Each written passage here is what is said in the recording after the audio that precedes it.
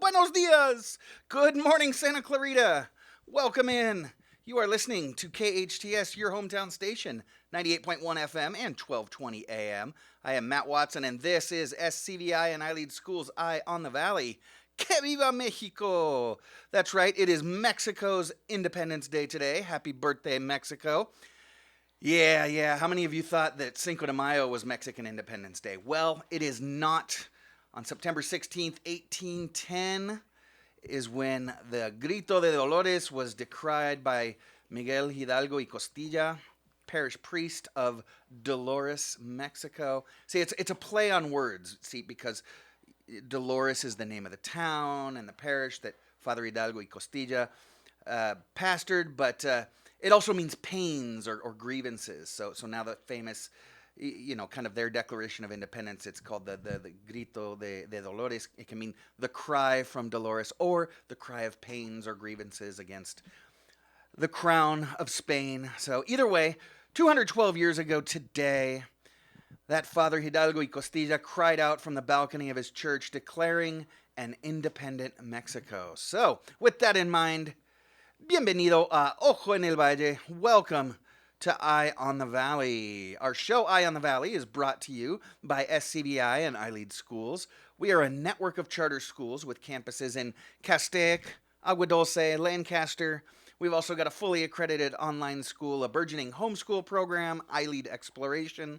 For more information on any of our schools, you can visit our main website at ileadschools.org, and from there, you can kind of choose your own adventure and take a look at any one of our many schools and programs, and then you can click on information to enroll or take a tour or anything you'd like. So yeah, check us out at ileadschools.org. So, like our show says, we've got our eye, on education here in Santa Clarita and across the nation, but also we keep our eye on the Valley as well, bringing you everything that you need to know about what's what here in the Valley, and we try to do it while bringing a smile to your face, because why would you do anything that you couldn't giggle a little bit while you're doing it? So come on, let's have a good time, and let's go ahead and get the show started. We've got an amazing show for you today.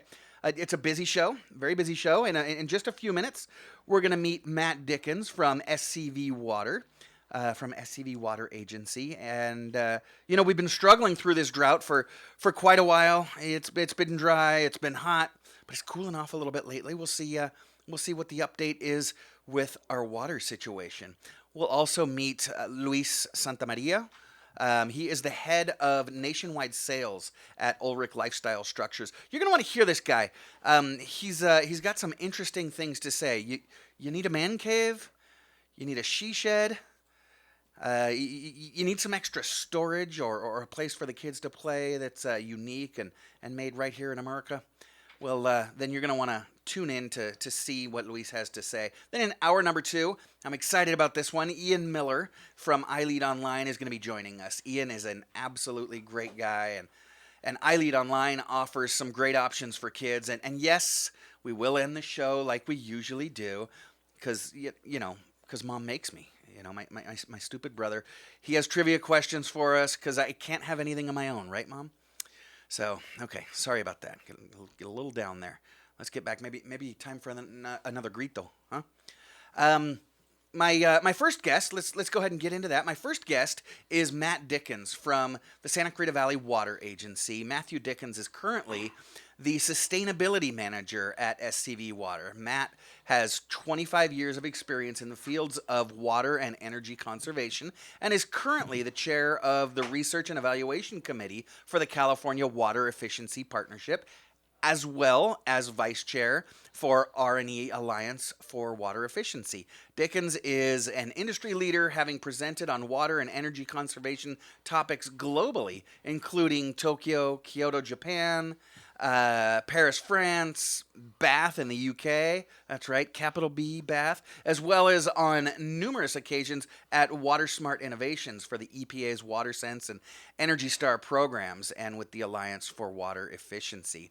Matt has a BA in political science from the University of New Mexico and a master's of public administration from the University of Southern California's Sol Prince School of Public Policy. Good morning, Matt. Welcome to Eye on the Valley. Good morning, Matt. Thank you for the kind introduction. Well, of course, and you've got quite a resume here. That's really impressive. So you've done quite a bit to help the world conserve water and energy. So what's your role now at STV Water? What do you do? So thank you again for the introduction. I'm currently the sustainability manager, but stepping back, when you read that resume, it certainly sounds like a lot of stuff, but it reminds me a lot of time, right? That's 25 years. You start going, whoa, Yeah, that's a long time. it's been a minute. It Yeah. doesn't feel like 25 years. It feels like a blink of an eye. But anyway, I'm the sustainability manager at SCV Water. And what that means is that I run our water conservation programs where we help customers conserve water. I run our internal sustainability programs, our renewable energy projects, all things dealing with sustainability. But the primary thing that I do for our community and serving our community is to help folks maximize the utility of their water service while reducing those costs. And the way that we accomplish that goal is through water use efficiency, water conservation, and smart practices. So I'm really here to be an advocate for customers to maximize the utility of their water service at the lowest cost possible. Well, fantastic. So you're kind of everybody's best friend when it comes to water. That is good I news. like to think that. All right, so let's just cut to the chase. Folks are on water restrictions, and lawns have been dying out there and drying up. So what's our current drought situation, and how is that affecting our water supply?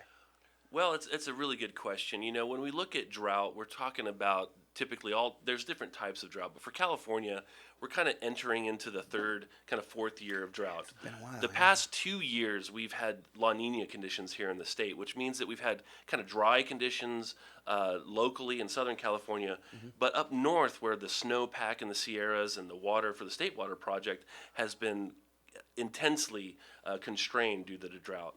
And so that means that we've only received 5% of our allocation from the State Water Project. Wow. On normal years, we operate the water system. Half of our water comes from import supplies and half of it comes from groundwater supplies. We have two aquifers here in the valley, a shallow alluvium aquifer and a deep saugus aquifer. So, yes, when we look at the impacts of the drought on the State Water Project, that 5% allocation per year means that we're not able to supply all of those 50% demands that we would normally use from the State Water Project and import supplies. So we've depended on and relied on banking. So we've brought in banking water from banks that we have in Kern. Our water supply planner's done a fantastic job taking extra supplies in wet years and then bringing them for us to be able to use in the dry years. However, we also need to conserve water.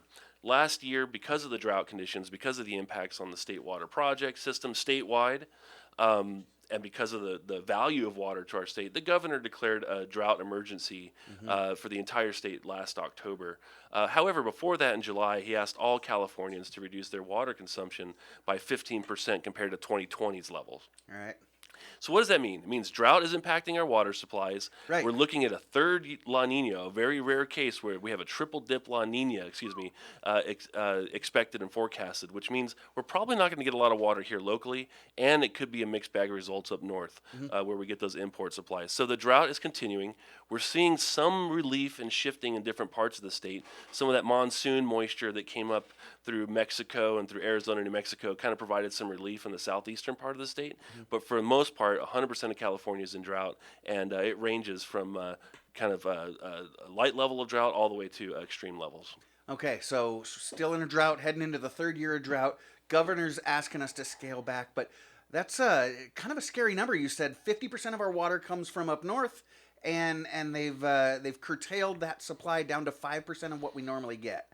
Now, you said here locally we're doing okay because of excellent planning and banking during those wet years, but I got to imagine that those supplies have been diminished significantly over the last 3 years. That's a really good point. We have water reliability because of the planning and the banking that our agency has done, and because of the conservation our community has implemented over the past 20, 30 years. So a lot of smart planning, a lot of proactive action on behalf of the community. Really great partnership. However, like if you were to lose your job, say, for example, and you had income that was not coming in, and you were relying on your savings account Right. or whatnot. As you draw from that without having income coming in, it's going to start decreasing, which creates some concern in the ability to recover and to rely on those bank supplies if the drought were to continue for, say, 5, 6, 7, 10 years. So in addition to that, we start to look for ways where we can conserve water, conserve and stretch out those bank supplies. Okay. And that's why we have a stage 2 water shortage contingency plan where we're asking customers to voluntarily conserve from 10 to 20%. We are currently seeing some significant conservation, but most of those conservation requirements, or what we're asking folks to do, are eliminating water waste. Not necessarily saying don't shower or don't use water, don't use water wisely. We're saying use water wisely, Hmm. just cut out the waste. And through that, we can accomplish probably about up to 20 to 30% savings. Okay, fantastic. So it's not that that we have to curtail the things that we need to do, but just be a little bit smarter about it. So make sure you're fine tuning things. Maybe take a shower instead of a bath, things like that. What are some of the other things that folks can do that are easy ways to conserve water without really impacting how you live your life? Another great question, Matt. Most of our water, about 60% of our water consumption, is used outdoors. And of Okay. that, about half of it is wasted. And that's through runoff, Half. half. That's right. So if Wow. you look at that, that's about 30% of our usage is things that you see running down the gutters. I'm Hmm. sure many of us see water running down the gutters. Yeah. The river is dry, but the gutters are wet here in Santa Clarita. And that's one of the Okay. things that we have to kind of work on. So we're able to save a lot of water by taking that water, Hmm. instead of running it down the gutter, using it wisely, letting it soak into our soil. So we encourage folks to water 3 days per week, to Okay. water in 2 5-minute cycles. Each 5-minute cycle per zone allows you to water for 5 minutes, let the water soak into the soil, and then water again for 5 minutes to let the water soak in the soil. Okay. That allows us to save half of that waste, right? If Yeah. we're wasting half, if we water for 10 minutes and 5 minutes runs off, that's because we're saturating our soils to a point where it can't absorb water anymore. I So it's see. called cycle and soak irrigation. We do focus on that. But there's lots of things you can do on top of that. You can increase or improve your sprinkler systems through using high efficiency nozzles. You can have smart controllers that automatically adjust to the weather and manage your sprinklers based off of your plant type and your soil type, and your sprinkler type. You can convert spray irrigation for non-turf applications to drip irrigation. You can rip out grass. Here's an interesting fact. Turf grass in our valley requires every year about 6 to 8 feet of water per year. So if you imagine every square foot of grass under 6 to 8 feet of water every year, Wow. that's what that grass requires to stay green. Now it's usually more than that because there's inefficiency issues. Right. So what we encourage folks to do is take out that grass, particularly in places where you don't use it or you're not benefiting from it.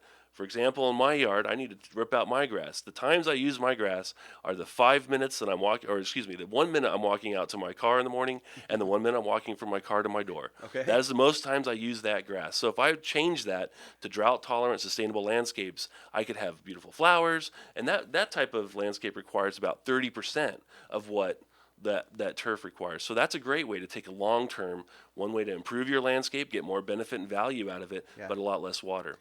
And I've seen a lot of our neighbors doing that type of thing, going with the drought resistant or even non-watered landscapes. You know, years ago I used to think, yeah, but who wants rocks and cactus in their front yard? But there's some beautiful landscapes out there that you know, landscapers and folks are being really creative with that really do save a lot of water. Well, yeah, there is.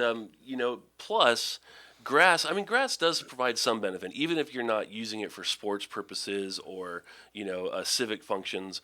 Grass does provide oxygen. It creates habitat. It creates or sequesters carbon. It filters the water. So there are benefits to grass.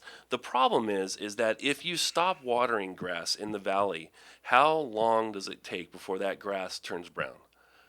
Probably about 10 days. Okay. That tells you that grass does not belong here naturally. And that by Right. dumping water on it, that's the way we're able to manipulate our ecosystems in our yards to make grass Sure. happen. But you can have California friendly, drought tolerant landscapes that could thrive and actually survive or even weather drought situations where you don't need to crank up the water. You Hmm. could probably pull back a little bit. They're trained, they're used to having these cycles of wet periods as well as drought periods, and they can survive that. They're genetically been evolved over time to handle this type of environment that we have. Cool season grass, not so much. It's one of those things that you pull it back. I think in front of my office, we turned the sprinklers off in one section, and that grass turned brown and crispy within about 8 days in the middle of the summer. That's why that grass really takes a lot of water and not really ideal for our community. Right, but that's kind of the way Los Angeles grew up, right? Yeah. Manipulating the climate and making it as beautiful as we want it. And I love your suggestion though, because there are folks that love their lawn. My dad loves his front lawn, takes great pride in it. But yeah, just a matter of, rather than watering 10 minutes a day, water 5 and 5, and you should be good to go watering just 3 days a week. So you said we're heading into that very rare third La Nina year. Do we have any forecasts beyond that? Is it? Are we expecting this drought to just continue to go on and on and on, or do you have any idea? Another great question, Matt. And in terms of weather, I don't know that we have much of a forecast beyond the La Nina that's expected this year. Yeah. In terms of climate, big picture, the models are showing that we're seeing aridification across the state of California, which means that we should start to expect a drying of the state of California, which means aggregate less precipitation and snowpack in the state.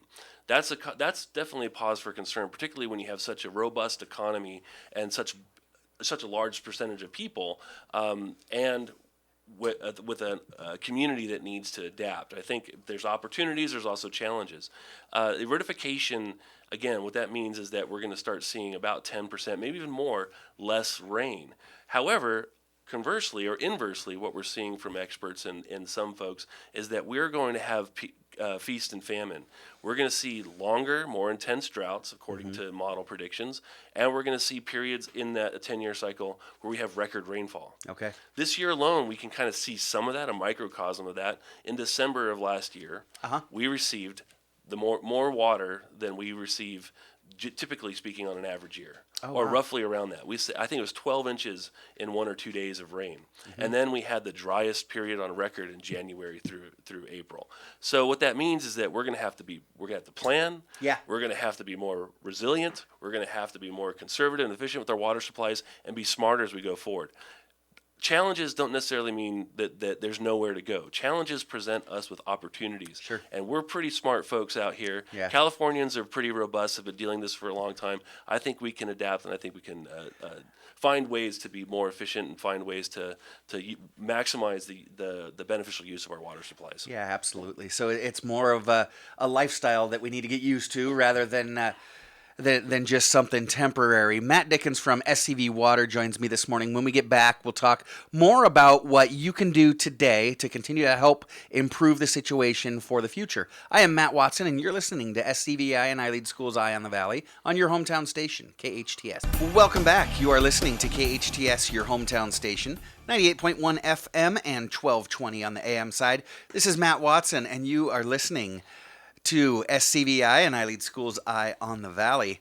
This morning we're talking to Matt Dickens from SCV Water, and we're talking about how we're heading into the third year of a pretty severe drought here in across the state of California. Matt, you mentioned before the governor kind of set a goal for us and asked Californians to reduce their water usage by 15%. So can you tell us about, do we have any numbers? Are they in yet? How are we doing? Are we able to have we been able to meet the governor's call?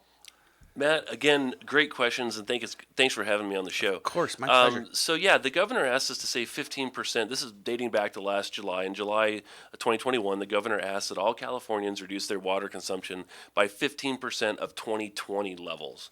That's because after the last drought, where we saved about 25% statewide, we saw about 10% of that rebound, or what we call boomerang, meaning that we're still holding on the 15% savings, or 10% or 15% of that savings, but we're seeing usage kind of slip back.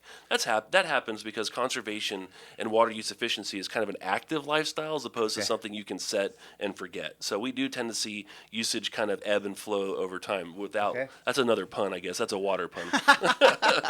So how are we doing so far? Well, much to the ebb and flow, we've seen, much like the roller coasters at Magic Mountain, our water consumption has been up and down compared to the same period in 2020. We have seen, though, overall, the trending of our water consumption starting to drop.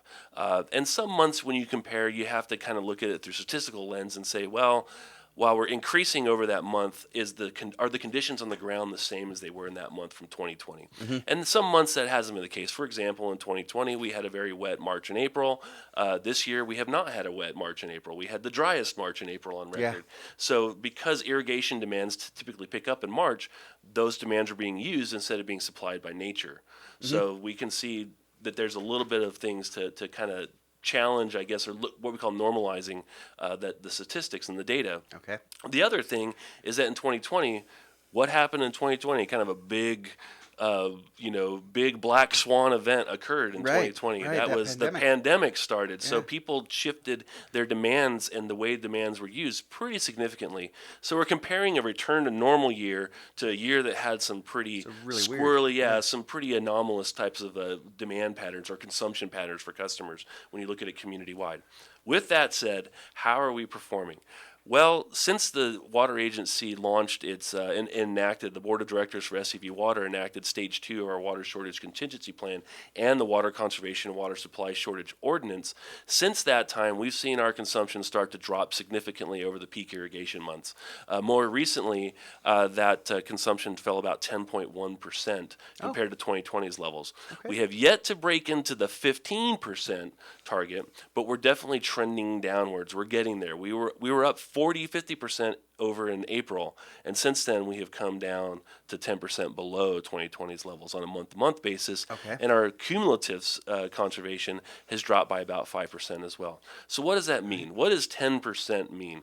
That's pretty significant water. In a month like August, where we might use 8,000 acre feet, an acre foot is essentially a football field 1 foot deep in water. And we use 8,000 of those as a community in the month of August alone. Right. So if you're saving 800 acre feet, it's also 325,000 gallons, or 851 gallons. You're talking about hundreds of millions of gallons saved in the community, and that's starting to rack up. So we're seeing performance, we're seeing positive action and response from the community. However, we still have some ways to go to get to that 15% target. But I think we're going to get there pretty soon. We also know, like in September, for example, our data through the 12th of September shows that we're down by 15.3% compared to September 2020. Oh, great. That's pretty interesting, considering that the first week of September was hot as Hotter than Hades, yeah. It was hotter than Hades, and then it followed by some rain. So again, we're talking about I think about this weather pattern. The best thing I can think of it, again, I'm from New Mexico. We don't have a thing called traffic in New Mexico. So when I think about traffic here, I think about kind of anomalous and synonymous, I guess. Well, I guess anomalous, analogous with water consumption. And that is, you know you can go 30 miles in 40 minutes if you go in the speed limit. But who in California goes 30 miles in 40 minutes? Yeah, can't do it. Nobody. We always plan extra time because we know there's going to be times where you're moving really fast and times where you're not moving at all. Right. And we have to plan to both of those extremes. And that's kind of what we're dealing with in water here. We're dealing with really, really dry, hot conditions and then rain. Right. So we have to be proactive. We have to be prepared to respond to that accordingly. Because sometimes what happens if we're not prepared, we're going to over respond and under respond in both those conditions, which really kind of makes it challenging for us to maximize the utility of our water service. Okay. So you talked about watering lawns 5 minutes and 5 minutes and things like that. Is there anything else? Because this, like we said, is a lifestyle that we're going to need to get used to. So what are some shifts that maybe businesses can make, other things that, individual homeowners, et cetera? What are some things that we can do, just like I said, shifting those habits to make sure that we not only get to that 15% that we've been called to do, but then also avoid that boomerang of, okay, we're doing well, and then all of a sudden start using a lot more water. What are some other shifts that we can make in our lifestyle? Great question, because this is all hands on deck requirement and Yeah. need for us to respond to this drought. For you and me in my home or our homes, we have water usages indoors, food preparation, drinking, clothes washing, dishwashing, showering, sanitation, those types of things. On the outdoors, we might have landscapes and gardens and swimming pools, that kind of stuff. Pretty straightforward. There's lots of great ways that the SCV Water provides conservation programs to incentivize folks to improve their water use efficiency or get water savings. For businesses, you're looking at a little bit of a different kind of demand pattern. Typically, what you're going to see is indoor water usage similar to what I mentioned for a home, sanitation use, washing, food preparation when you're at work. But then you also have a lot of places that have landscape that is used for a different purpose. And then you also have process water, industrial processes waters, which is most businesses are compelled to have the most efficient process water because that goes into the bottom line. They're looking for economic rent. Sure. They want to maximize profit. So what they're going to do is try to find ways to make more widgets on less water per unit. Right. That's in their best interest. But there's still opportunities for that. There's also cooling towers that commercial and industrial entities use. But looking at that, they can do very similar things. They can make sure that their appliances are water efficient, that they have low flow or high efficiency toilets, high efficiency aerators. SCV Water offers programs for that. We do rebate businesses to convert their lawns to drought tolerant landscape, which is probably great for them because talk about the curb appeal. That's all turf is for a commercial business. That's really it. There's no other function. You don't see kids playing soccer on it. You don't see softball leagues, but green grass is pretty. But so too is drought tolerant landscape. So we offer rebates and incentives and checkups and all types of services for whether you're a landscape customer, a business customer, or a residential customer. We have a very robust, dynamic set of programs that we have developed to help you conserve water, but also, to maximize the utility of your water service. We want folks to have a great quality of life. We expect that here in Santa Clarita. But we can do that, I should say, without wasting water and being efficient with water. And Californians are really good about taking care of the resources that we've been given, and we're very environmentally minded and doing good for the sake of doing good. But then you also start talking about incentives. Boy, you really get people to perk up. You talked about how you've got incentives for homeowners as well as businesses. So how can people learn more about those incentives or different programs, or more ideas on how they might conserve? Do you have a website folks can go to or something like that? We do, Matt. So if you go to yourscvwater.com and check on our rebates, you can get to our information there. We recently rebranded and updated our lawn replacement program, which increased incentives from $2 per square foot to $3 per square foot. We also incorporated a whole bunch of sustainability features that you can stack to get even more money for your project. If you incorporate things like a rain garden, or use sheet mulching, or even get a bee hotel or an owl box to help promote sustainability and biodiversity. If you use drip irrigation, you can get 75 cents per square foot. So again, our website is yourscvwater.com. But if you want drought-specific information, you can go to droughtreadyscv.com. Again, that's droughtreadyscv.com.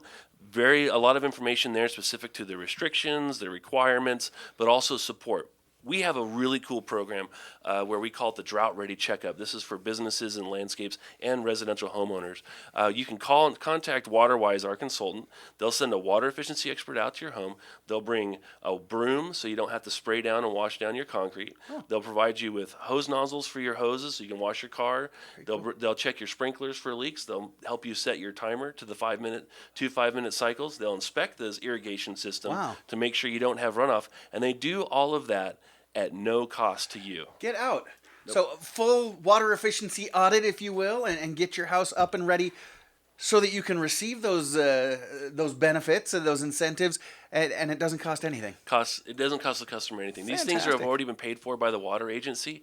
We just want, it's for customers to say, hey, I want to do this. And they have been. For example, last year, I want to say we had 600 customers participate in the Drought Ready checkups. And that's fantastic because folks might be concerned like, wait a second, I know how much water I use in my shower. I know how much water I drink every day, and how much water I use in to prepare my dinner. What people don't know is how much water is being used on their irrigation system, and more so, how much water is leaking off of their yard Sure. into the landscape. Why? Because most people water early in the morning.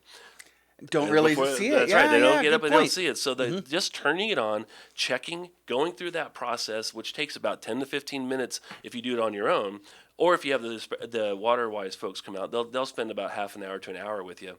But however, if you're busy, we know a lot of folks in Santa Clarita work and may not be able to be here during the work days or take time off. So we do have an online do-it-yourself workshop Oh, cool. called watersmartworkshop.com. Again, that's watersmartworkshop.com. Okay. And you can complete this workshop online at your own pace. And once you're done, you'll get a report identifying the findings, and you'll get a $20 credit on your water bill. Wow, fantastic. It's free money. That is awesome. So it's at watersmartworkshop.com if you want to just kind of do it on your own if you don't have time to have somebody come out. But again, the SCV Water Agency will send someone out free of charge. They're going to bring you a free broom, nozzles. They're going to completely audit your home to make sure that that you're conserving and drought ready, and you can get that at droughtreadyscv.com. Matt, I want to thank you very much for coming in today. Some fantastic ideas to get some good rebates, but most of all, help us shift those habits so that we can be ready for whatever comes in the future. Thanks, Matt, for having me. I guess I'd like to say before I check off here or sign off in the radio world, right?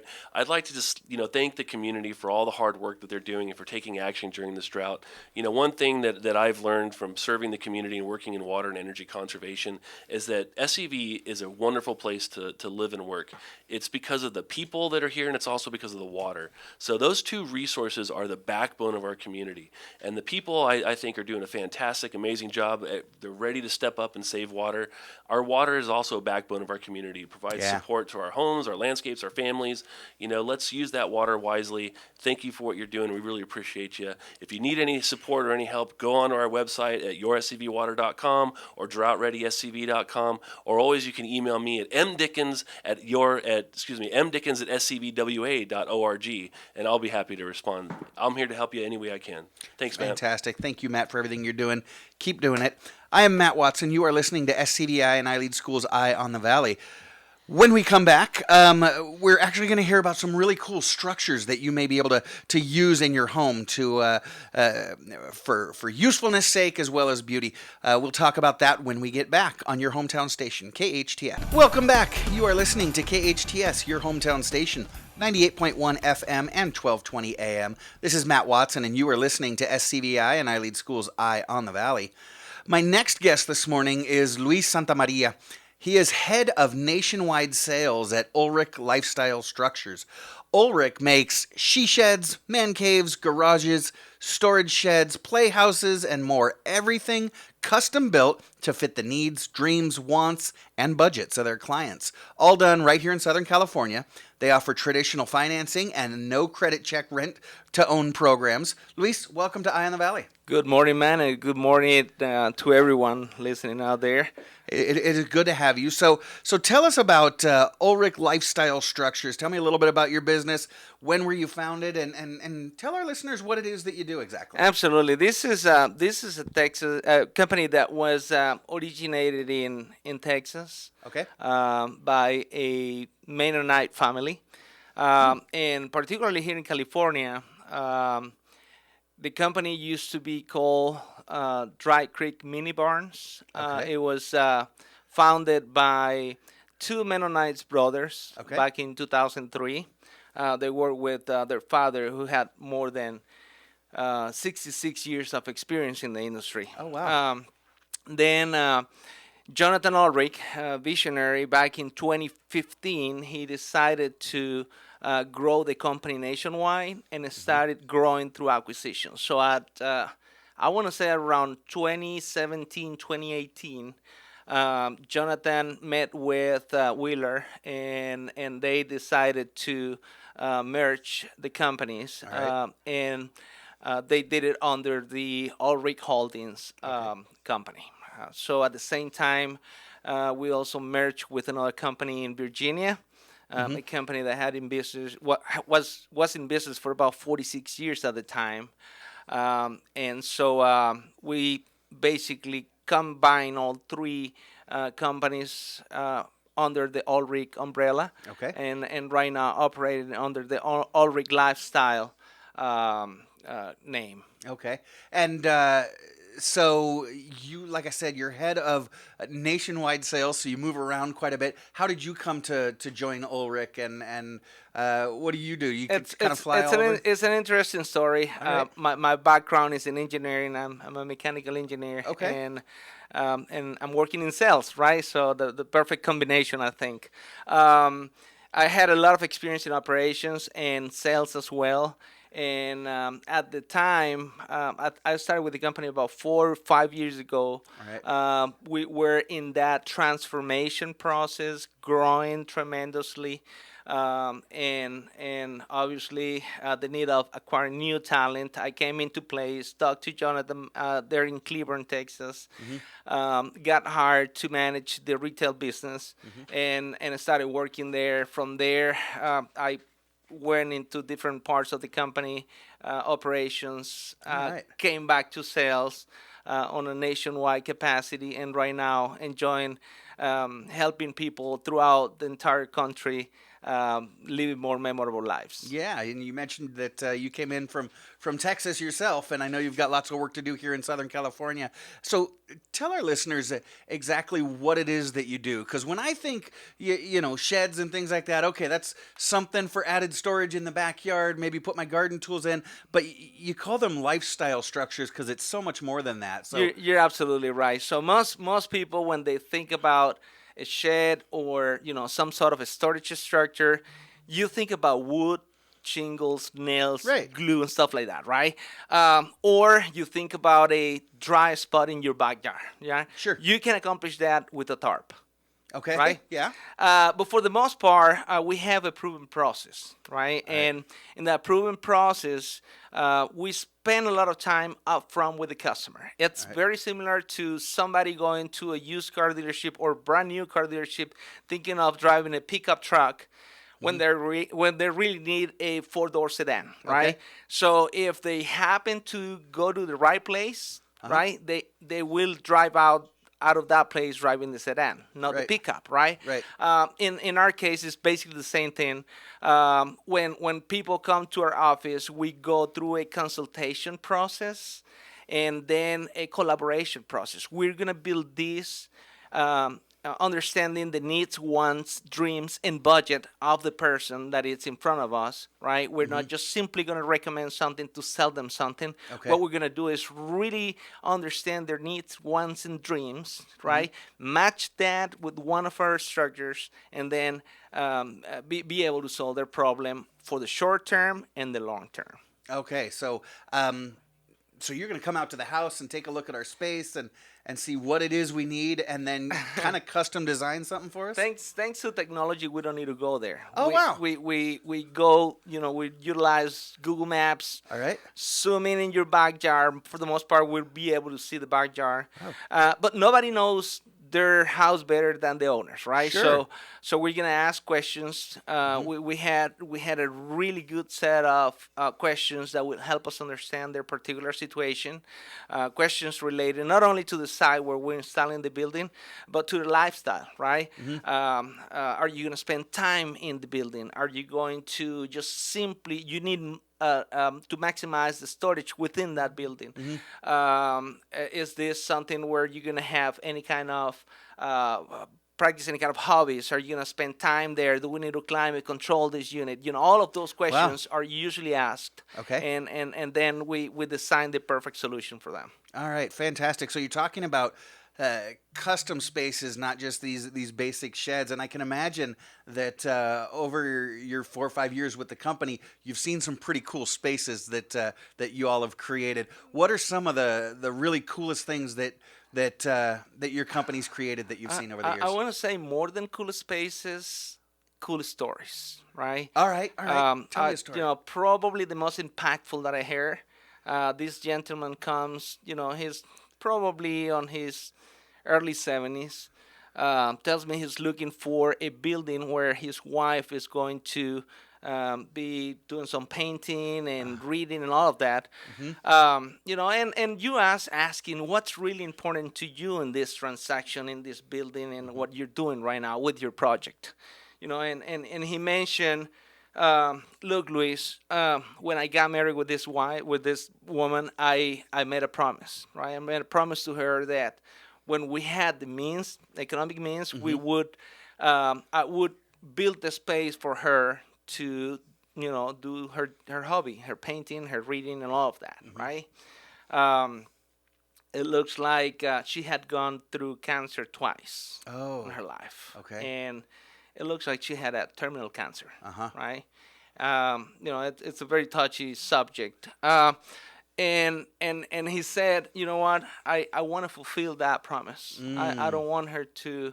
I don't want to lose her without fulfilling my promise, right? So when you think about that, Matt, it's really not about the building itself, right? Right. Building is a building. It's really about how that building is impacting the life of this family, right? And that's really what we do. That's where we spend most of our time, is really discovering these things that are important to these families and be able to fulfill their dreams and wants. Wow.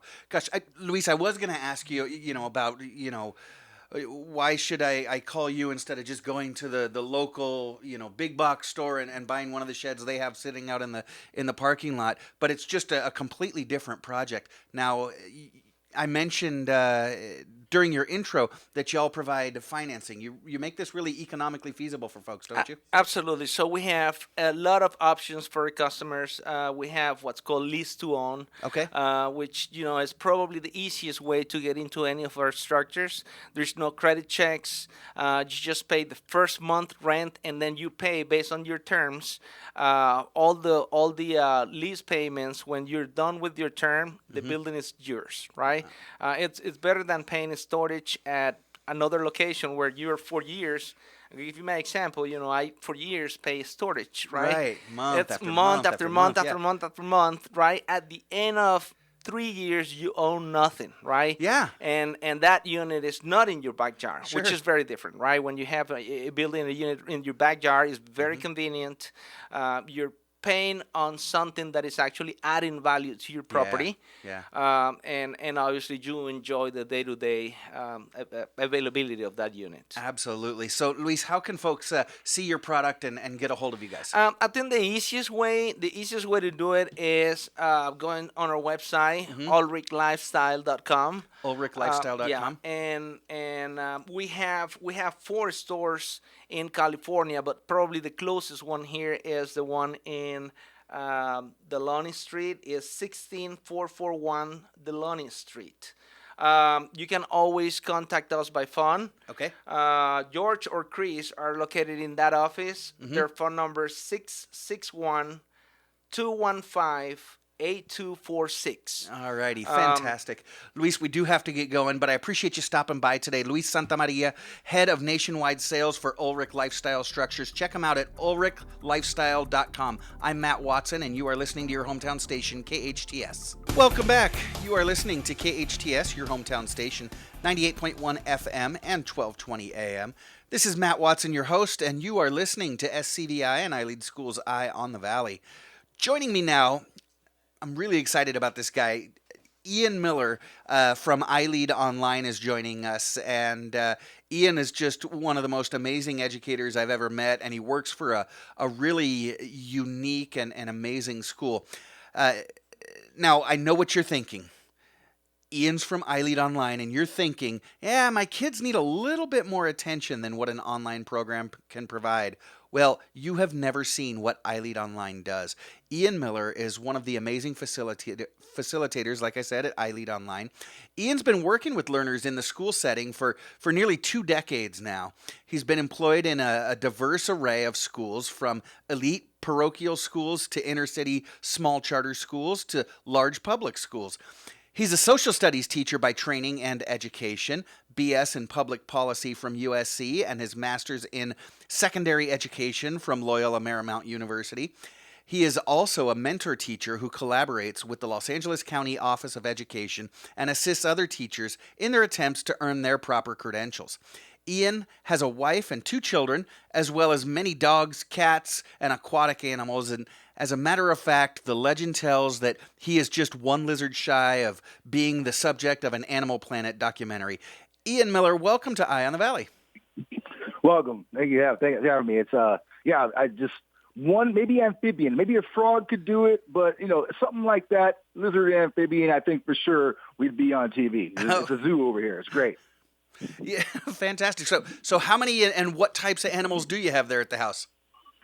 Oh, right now, so 2 dogs, 4 cats, an ever-growing number of guppies. I have this very just fertile fish tank going right now, and they just won't stop breeding. It's crazy. Oh, wow. And a shrimp that we thought was a shrimp, but we're actually looking at it now in the pincers. It's a lobster. No one just told us, but so we have a freshwater lobster as well. Why not, right? Just have one of those too. You bought a shrimp and ended up with a lobster. I love it. They claimed it was a shrimp. I think the people at Petco need to go through a retraining, but it was actually the wrong kind of crustacean there. Oh, and I forgot that we have 3 guinea pigs now as well because we needed some rodents. So there it is.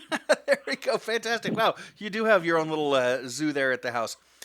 So, Ian, I mentioned you've been an educator for coming up on 20 years now, and Yes. You've worked in all different types of schools. So what is it that brought you to iLEAD Online? Well, that's a great question. I feel like a lot of what I was doing before was sort of kind of me trying to find sort of like my mean, like trying to find a place where I could eventually begin to develop curriculum. When you start off in the teaching, sort of realm, you're sort of given a script, right? If you're going to do I use the acting parlance, you just read your lines, Sure. Yeah. You don't get much time to riff, and sort of improvise, Yeah. But as you start to find your footing and you begin to really hone down on what's the exact sort of skill sets that you're really good at teaching learners and what's the exact sort of content knowledge and what's the pedagogy that drives that content knowledge in your instruction into, the learner's brain. And you begin to sort of realize, okay, these are my best sort of modalities to do my job. You start to want to flex those some more. And I started realizing, okay, there's some really good opportunities for me to work with some higher level learners in terms of maybe developing some new AP courses that aren't typically offered at most schools. Most schools kind of have like a basic menu they kind of offer. You get your AP Gov, your AP U.S. History, social studies. Some people throw in an AP Psych or maybe an AP World History or something like that. There's a whole plethora of other really cool options that I want to try to get into involving economics, involving like comparative government, whole other things that a lot of schools are like, we kind of have our bare bones kind of offerings. That's been enough in the past. Why break the mold and create something new? Or in the same vein, if you're not going to go to AP, maybe you're talking about some elective offerings. Because as you know, or maybe the listeners don't know, the elective requirement for graduation in the state of California is a whopping 70 credits. And you can fill that myriad ways. But again, a lot of times you're looking around the landscape at elective options and you're looking at the same kind of things. Most of it driven primarily by either foreign language or arts.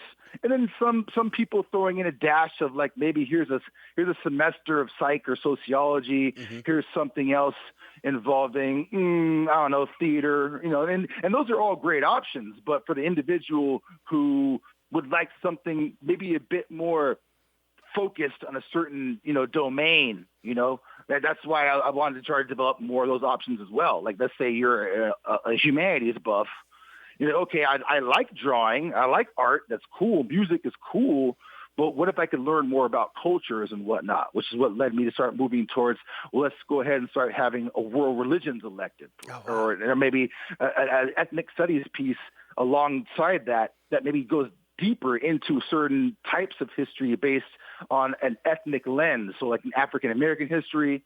I would love to see like a women's history. I would love to see like a Latino history, something like that. So, and I didn't really have that kind of avenue with these schools. These schools were very much happy to stand pat with their current offerings. After all, they've been just fine. These schools were sending kids off to college, and it was good. People liked it. Didn't want to take the risk to invest in the time and the energy to develop the new curriculum components. But I kind of geek out on that, Matt. I like to build classes. It's kind of my jam. And so, I heard this opportunity of a school that's open for people to make an educational sandbox for themselves and play around in it and see what comes of it. And I had to go ahead and just kind of throw my hat in the ring and see what happened. And now here I am.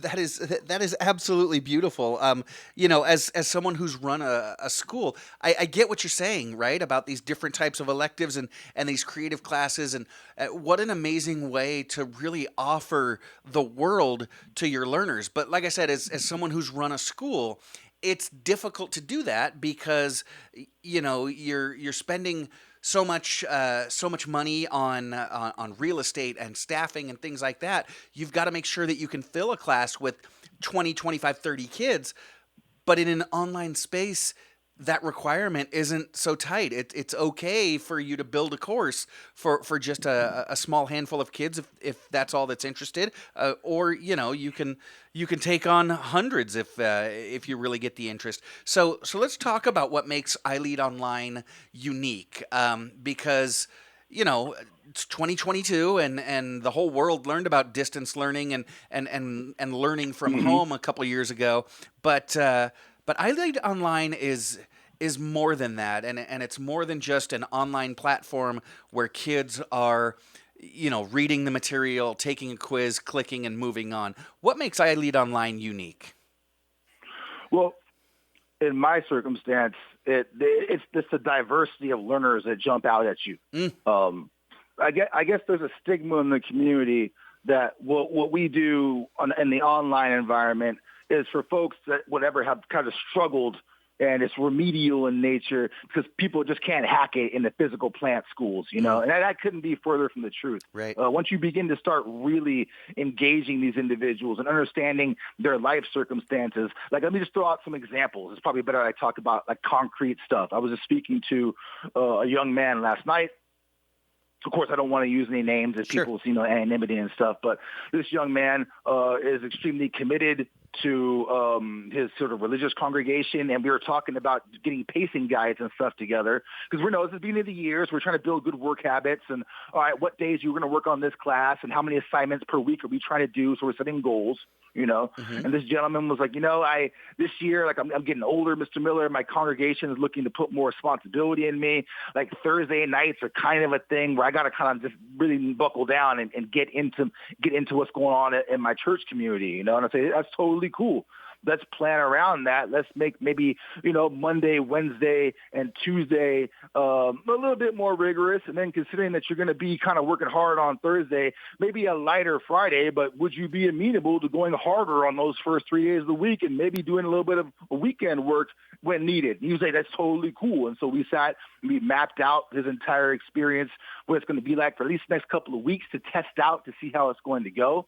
And we were able to create a workable academic sort of regimen for this young man that is balanced well, hopefully. I mean, we'll tweak it if we need to later on, obviously, but we'll hopefully balance well with what else is really important in his life, Another individual, I was talking to his mom the other day.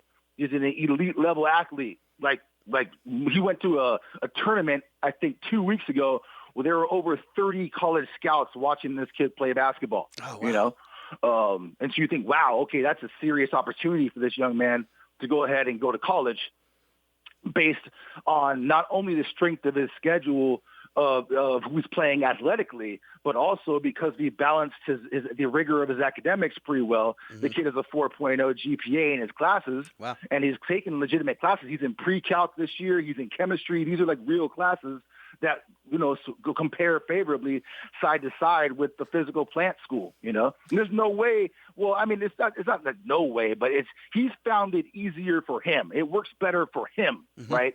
To be in our system taking these classes and preparing himself for his future collegiate career in our way than with some other way involving what coaches dictate his schedule will be if he were at a physical plant school, or what other teachers dictate that he must do at certain times.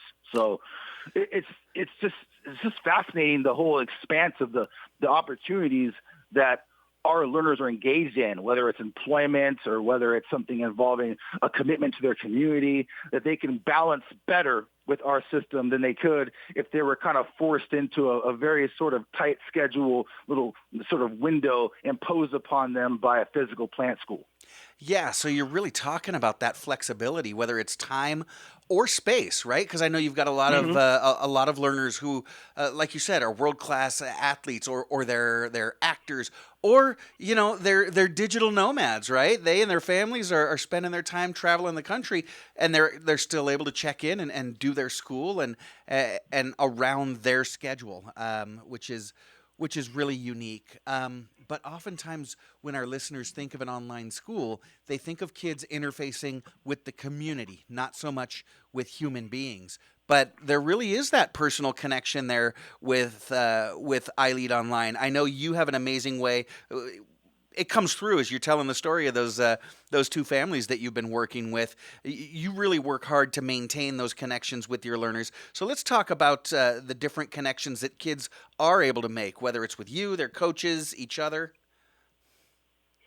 Yeah, so I think the important thing that folks should realize is that it's when you come to iLEAD Online, you're going to be working in class-specific sort of settings with facilitators who are the ones, well, I guess, and that kind of would ring truer to what folks think a teacher, quote unquote. I don't know if you can hear my air quotes through my voice. Right. But that's sort of what the teacher would be in a traditional physical school. But we also have individuals in our particular branch of iLEAD called coaches. Other places they're AFs, educational facilitators, or just facilitators.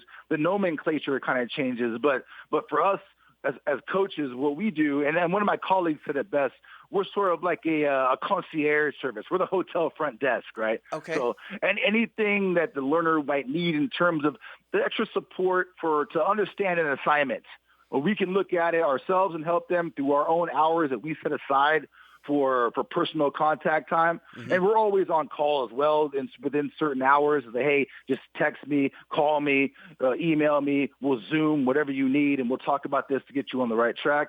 And then we can also work in concert with the facilitator of that class in particular that we're discussing that assignment for. And then we can also, as a team, like all three of us, learner, facilitator, coach, kind of bump our heads together, so to speak, and try to find some solutions to make that particular assignment have a bit more gravity or a bit more clarity for that learner, whatever the learner needs to help better engage it, whether it's to better understand it or to better connect to it to get that task done.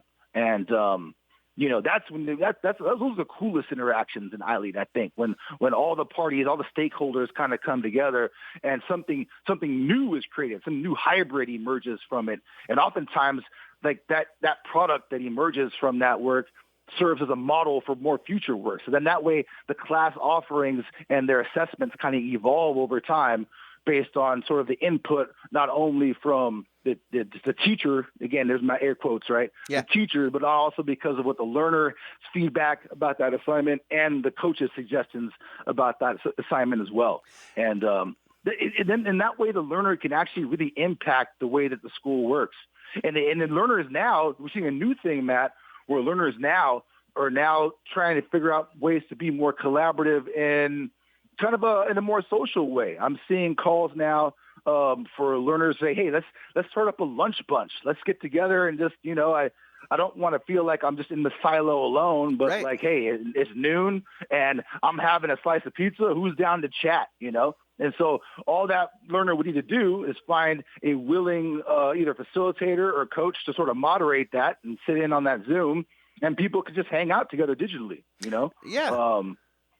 Yeah, that was one of the things to craft their own sort of social niches for themselves to make the experience what they need it to be, what they want it to be, Right, because a lot of times, that's a great part about school is building in those social interactions, and your kids are doing that too. Because, like I said, this isn't just a log on, click, click, click, and then log off, and you're done. It's funny you talk about, between the teacher and the coach. When we think of online schools, we think, I'm not sure if my kid's going to get the attention he needs. Your learners are getting more educator attention than oftentimes a site-based, a classroom-based school student would, because they're getting, like you said, that one-on-one interaction with the coach, plus the instructional time that they're getting in their classes, and the learning really is customized. I'm talking with Ian Miller this morning. Ian is one of the amazing facilitators at iLEAD Online. When we get back, I want to talk, Ian, about some of the amazing courses that you and your colleagues have developed at iLEAD Online, and some of just the amazing educational pathways that you're offering to our kids. We're going to take a quick break, and we will be right back. I am Matt Watson. This is SCBI and iLEAD Schools Eye on the Valley, and you're listening to your hometown station, KHTS. Welcome back. You're listening to KHTS, your hometown station, 98.1 FM and 1220 AM. This is SCBI and iLEAD Schools Eye on the Valley. I am your host, Matt Watson, and I'm joined this morning by Ian Miller. He is one of the amazing facilitators, and he alluded to that earlier. We call our teachers facilitators not because they're less qualified, but because of the way they run their class. They don't just deliver their content, they facilitate deep educational experiences for their learners. Ian teaches at iLEAD Online. He happens to focus on social studies, but there's a lot of different courses, Ian, that you've been able to develop. I know you mentioned some of the things that you kind of had dreamed of when you came to iLEAD Online. Can you run through some of the courses that you've been able to actually develop and roll out for your learners? Certainly, yes. I had kind of a wish list coming in, as you mentioned. I've done, I think, maybe 3/4 of them already. Wow. I came in and I kind of already had an AP macroeconomics course that I was teaching at my previous school.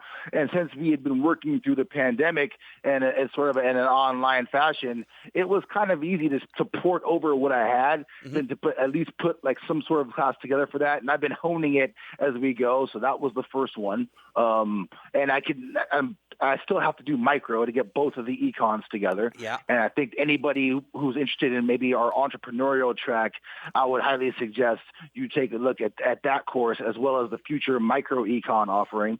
And we already have a great situation where we have the CTE pathways have been fleshed out at the same time I've been fleshing out the AP classes. And so sometimes what you'll see then is that you have the alignment where some of these AP classes become the capstones for the CTE programs. And so it could be possible that maybe, a listener's child decides to come on in and join us and is interested in starting a business. And so you go through and take our existing business program, our entrepreneurial program, and then emerge at the end with sort of a capstone based on some of your work and maybe the AP Econ courses. So that was like the first one. Okay. The big one was this was the kicker, and then this is Kate Wolf, the director, approached me on this and was like, we'd really love it, Ian, if you could sort of take point on the sort of the AP capstone program, and that involves 2 specialized courses that are extremely rare. Very hard to find access to capstone programs in the entire nation. There's sort of a small cadre of schools doing this. And it kind of fits exactly our model at iLEAD, what we're trying to do in terms of personalizing education and allowing people to get their hands on it and learn it themselves alongside an instructor, as opposed to that, what you mentioned earlier, that top-down sort of teacher model in a physical site school. And those classes we're particularly excited about. And I must say, they are different. I don't know how familiar are the listeners in terms of the program? You think, Matt? Well, I'm not very familiar, Ian. So why don't you describe what is the AP Capstone program? Okay, so essentially we're looking at a situation where there's been this sort of discussion amongst admissions folks and professors at universities and the College Board about, it's great that you have these kids take these tests and stuff, but in reality, these tests don't really measure skills, really. They really just measure sort of content knowledge. And so What began to happen over time was that these schools began to sort of devalue the AP courses and their passing rates by saying, we used to accept a 3 as credit, if you get like a passing score of a 3 on the AP test. But not really, this is a university. It's just tough, It should be more like a 4. And then some schools say, no, it should really be like a 5. Then some schools started saying, actually, no. I mean, that's cool. That'll help beef up your entrance, your resume upon entry, but in reality, we're not taking give credit for those at all, because in the end, what we're looking to do is try to get people with college writing skills and research skills and critical thinking skills, as well as presentation skills. Right. And your current offerings, College Board, they're all about just like, are you able to fill in the right bubble on a piece of paper that indicates you have knowledge, but where's the skill component with that? And so they took that feedback and they kind of, ruminated for a while. And so the board came up with 2 new courses. Okay. The first being something called AP Seminar, and then its companion piece, AP Research. Now, these are different in terms of their entire approach to other previous AP classes, which were like, okay, here's a college-level textbook. Learn the stuff in here at a certain proficiency level, and then we'll say you're college ready. The assumption behind the capstone classes of seminar and research is like, no, there's not really going to be a textbook for these, because you're going to be doing in-depth examination on your own as a learner in these classes, and the teacher will be, like you said, more of a facilitator, helping to provide tools and support for you as you flesh out, as you determine meaning, and as you analyze and decide to come up with results on your own based on what you have, investigated. So, for instance, I had a young man in seminar last year, and I had a whole focus on information. And so he decided to focus his particular quest to learn, and I use the word quest purposely because that's the main acronym that drives the entire capstone process. Okay. Q for questioning, U for understanding, E for evaluating, S for synthesizing, and then finally T for transmitting, right? Yeah, so you're this is trying really to develop deep, rigorous strong stuff. research questions, and then you want to understand the material that you're researching. Then you want to analyze it and evaluate it, looking at it like, okay, well, who wrote this? How credible is this source versus another? Or what possible biases might exist here, in terms of trying to establish credibility for what you're looking at. You can understand kind of people's motivations for what they might be saying in their various publications that you're reading as part of your research. And then finally, you put it all together, right? Synthesize, right? Put it all together into a product, whether it might be an essay or the requirement for, remember, presentation skills, right? So the T is for transmitting. There's actually a required amount of actual physical presentations. Now, that we do it a little differently at iLEAD. You record these like via a Loom or something like that, or a Zoom recording, or maybe make an iMovie or something like that. It's different for us. But in a physical school, you actually be presenting this in front of a board of other academics who will then go ahead and ask you questions. You have to field these questions. It feels a lot like a thesis that a college student would be doing, right? Mm-hmm. So that's the idea, right? If you want to develop college-level skills, you need to actually practice college-level skills and just do it in high school. Yeah. So that's exciting. Now, it's kind of daunting because a lot of people are like, whoa, that's different, Mr. Miller. Like, could I do this? I'm like, sure you can. Just try it out, get started with it, and eventually you become so knowledgeable in a topic that, you can stand up and do a recording for 10 minutes about a college-level, very detailed presentation about something. If you're passionate about it, and you're properly taught how to and assisted in how to go about finding the right information that backs your claim, and as well as trained on the fine-tuning aspects of how to make a really good presentation, how to make the colors pop in the images so that when people look at a graph, it's not like gobbledygook. They can kind of get the meaning that you want them to get out of it. Mm-hmm. All of those small things that really help to show to anybody who's looking at your presentation that you truly have mastery, that you understand what you're talking about. And, Absolutely. That might, that part might scare folks. Public speaking, right? The scariest thing in the world, right? Well, yeah. But again, the idea is that the cool thing with our system is you record it and we watch it, and we get honest feedback. And I have peers to get feedback too. Like, okay, this is what this individual put out. This is the first draft of the presentation. let's go ahead and look at our rubric, right? What do we think about the person's tone of voice and the rhythm of their speech? What do we think about the background? What do you think about the way the graphs and the charts were used? And so then people make the fine-tune adjustments. They then come back and they try again. And then it's shocking when the learner goes back to look to see the rough draft of the presentation versus the finished one, or the rough draft of the final essay compared to the finished one. That's the kind of growth that's cool about the course. Because a lot of times these courses just move along a pathway of, all right, this unit has been covered in information, on to the next unit, right? And then on to the next unit. But if somebody wanted to say time out, I love that information of the third unit. I want to go deeper into that. Well, there's no time for that in usual AP. Well, we encourage that in the capstone classes. You want to dive deep? Yeah. Facilitators will hand you scuba gear and say, let's go. And I'll put on scuba gear too, and I'll go with you.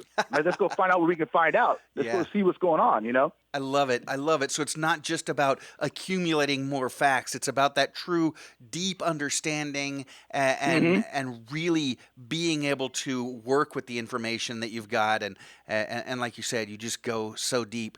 Now, Ian, there's still a lot of myths out there about online learning. One of those is that, well, online schooling is for kids who need credit recovery, maybe fell behind, but that's not the case with iLEAD Online, clearly. Can you talk a little bit about who iLEAD Online is for?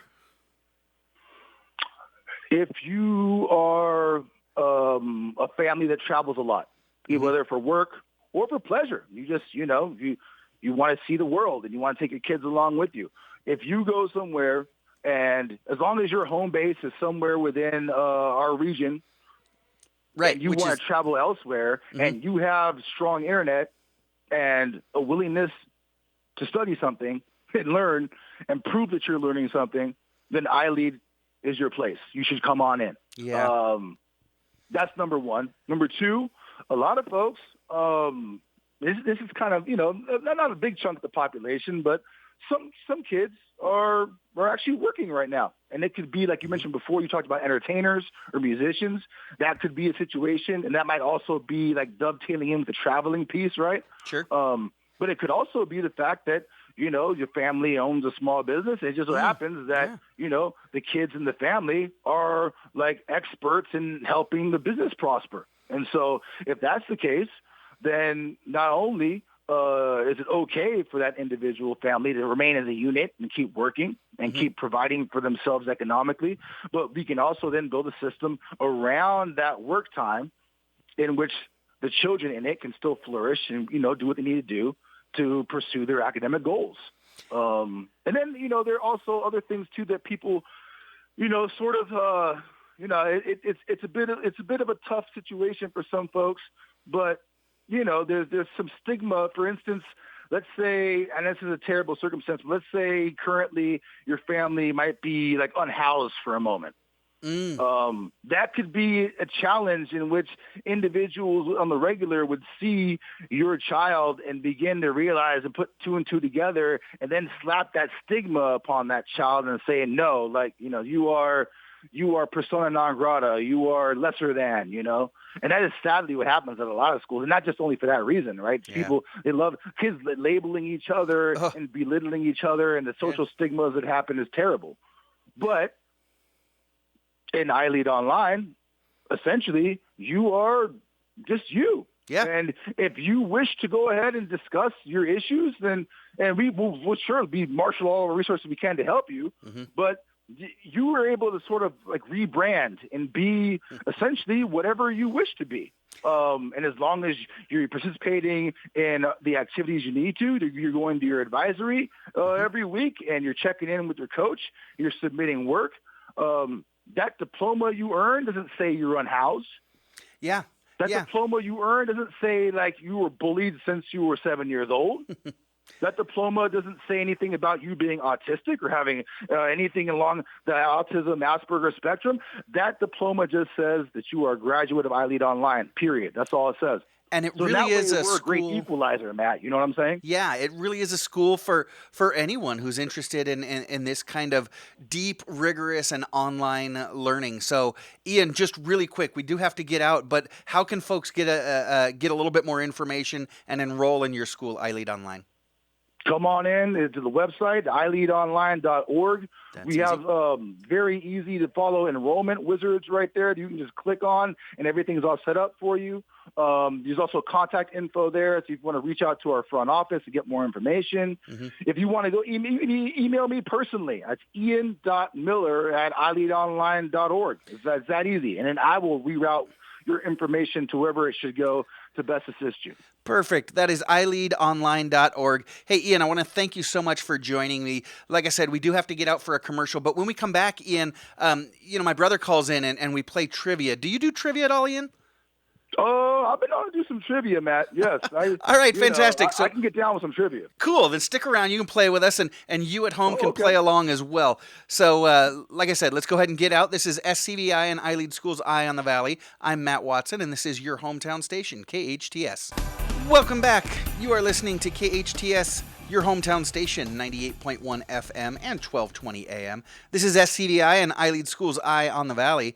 I am your host, Matt Watson, and I'm joined, if you're a regular listener of the show, you know it's trivia time. I think we've got Big T on the line. Big T, you there with us? No Big T yet. All right, we're working on getting him in. All right, cool. So while he's working on that, my previous guest, Ian Miller from iLEAD Online, decided to stick around and play a little game of trivia with us. So Ian's gonna play, Engineer Matt's gonna play, I'll be playing, but Engineer Matt, we might be in a little bit of trouble because I understand, Ian said he has a little experience with trivia, but I think it goes a little bit beyond that. Ian was, I understand, a quarterfinalist in Jeopardy's Teacher Week a little while back. So you and I might be in a little bit of trouble, buddy. But don't worry, guys. I did take a loss. I can be beaten. So it's not like I'm perfect. All right. Don't be too intimidated. Let me put it to you this way. I had a difficult enough time last week, Ian, with the Watsons here. So this is it's going to be all odds against me. A little bird told me, Engineer Matt, that last week was a bit of a toughie. So, Yeah, it was tough. Last week was tough. Big T is cooking up some hard ones for us. I don't know. Well, it sounds like it. So we're going to bring him in here in just a couple of seconds. Big T's been on the road this week, but he was working hard. He never neglects the show, and so how we doing? We're looking at bringing him in. We're working on it. Should be going now. I'm not sure why. Here we go. Let's see. Big T, you there? He keeps texting me that he's calling. He's on hold. He's calling back. All right. So, Ian, tell me a little bit about your experience with Jeopardy. So you were a quarterfinalist, which means how many games did you win? Well, basically, there was so the way the teacher tournament works is, there's a large number of individuals trying to. You are joining the conference room as a moderator. Oh. There we go. Now do we have Big T? Oh, tell me we have Big T. Tony, you there? Speak to me, baby. He says he's talking to Lisa at the front desk. So tell me how the teachers tournament works. Essentially, then, after extensive testing, not only involving like paper testing and the online test that all contestants do to sort of get on their radar, there's paper testing, and then eventually what you do too is you actually do a legit like kind of a mini game, but not actually recorded on film. They'd have like a replica kind of set situation with replica clickers and stuff to ring in, and so if you perform well enough, then you qualify for the actual tournament, and so you're already kind of in the quarterfinals as soon as you get to the TV stage. I see. And so I was only on TV once, Okay. It was a tough loss, but I lost to the eventual champion, Jill Gilbert. So All right. that was okay. I don't mind remember losing to Jill. the She was champion. good. That was tough. She was good. Hey, Ian, I've got good news for you. I believe it is now time for Big T's Oh, yeah. 5 Minutes of Fame. Ian, you've never met Big T, but he's a longtime resident and leader here in the Santa Clarita Valley. He's an executive and a philanthropist. Big T is also a father, an amazing father, husband, community leader, and yeah, he is that gray sprinkle on your rainbow cupcake. Here he is, Ian. He's mom's favorite. Big T, welcome to the show. Good morning. Hey, sorry, we had a little trouble bringing you in, Big T. So let's go ahead and jump right in. I need to explain the rules to Ian. So, Ian, you had your clicker there on Jeopardy. Well, what your clicker is here on the show is your name. So Big T's going to throw out the questions, and if you know the answer, then you call out your name, okay? Now, Engineer Matt, I'm Matt, so I'm going to go by Frogger. So, Big T, welcome to the show. What do you got for us? Good morning. Ready? We are. Let's kick it off. Let's do this. When enacted in 1935, FICA taxes were taken out of paychecks to fund what federal program? Ian, Ian, Social Security? that is correct. Wow. In 1984, Geraldine Ferraro became the first woman to run for vice president. What former Minnesota senator chose her as a running mate? Frogger. Frogger. Walter Mondale. Walter Mondale is correct. In 1966, Miranda versus Arizona, the Supreme Court ruled that detained suspects are informed of the right to remain silent and their right to have what? Matt, an attorney present. An attorney present. Ooh, we got a game here. I love it. Hey, Big T, I have the right to remain silent. I just don't have the ability. Yeah, you don't have the ability. In 2020, Gal Gadot replaced Jennifer Aniston as spokesperson for Frogger. what beverage brand? Frogger. Oh, shoot. I'm going to go with Diet Coke. Incorrect. I love Diet Coke, too. Oh, man. Ooh, no. What was Anybody it? else? Smart water. Ah, okay. Oh, jeez. The Latin term bona fide means in good what? Frogger. Frogger. Faith. Faith is correct. All right. Edith Wharton depicted upper-class New York society in her novel The Age of? Frogger. Frogger. Innocence. Innocence is correct. Frogger pulling away. Dubbed the eighth wonder of the world, what fictional beast hails from Skull Island? Matt, Ian. Matt. King Kong. King Kong is correct. Boom. What does the H stand for in the chronic condition ADHD? Frogger. Frogger. Hyperactivity. Yeah, you know that well.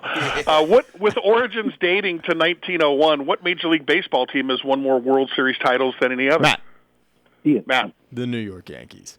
That hurts to say, doesn't it, Matt? It pains me like you don't even know. Why you do them like that? That's messed up. Pains me. Coors Field is home of what Major League Baseball team? Matt, Ooh. Matt. the Colorado Rockies. Colorado Rockies is correct. Nice pull. What former First Lady has a master's degree in library science Frogger. and has served... Frogger. That would be my close personal friend, Laura Bush.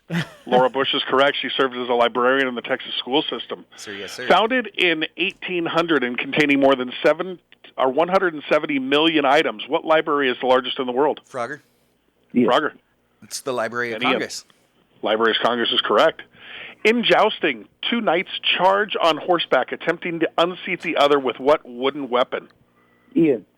Ian. A lance? That is correct. Sir Lancelot. All right. Oh, yeah. More common with children, what is somnambulism? Ian. Ian. Sleepwalking. Sleepwalking is correct. We got a good game here. I thought it was with that Libel little is the booger term bubble. for written... What's that? I thought it was that little booger bubble. Libel is the term for written defamation. What is the term for spoken Frogger. defamation? Frogger. Slander. Slander's correct. The city Marrakech is on the northern is what northern African country? Frogger. Oh, Frogger. that would be Morocco. It is in Morocco. That Big is T, correct. we do have to wrap it up. We're running short on time here. I want to thank our guest, Matt Dickens from SCV Water, Luis Santamaria from Ulrich Lifestyle Structures, Ian Miller, thank you. You performed well today from iLEAD Online, producer Sarah, engineer Matt, Big T, and thank you for listening. Life is hard, but we're all here to help each other along. Be well, do good. Join us next week and every Friday, 8 to 10 a.m. I am Matt Watson, and this is SCVI and iLEAD Schools Eye on the Valley on your hometown station, KHTS.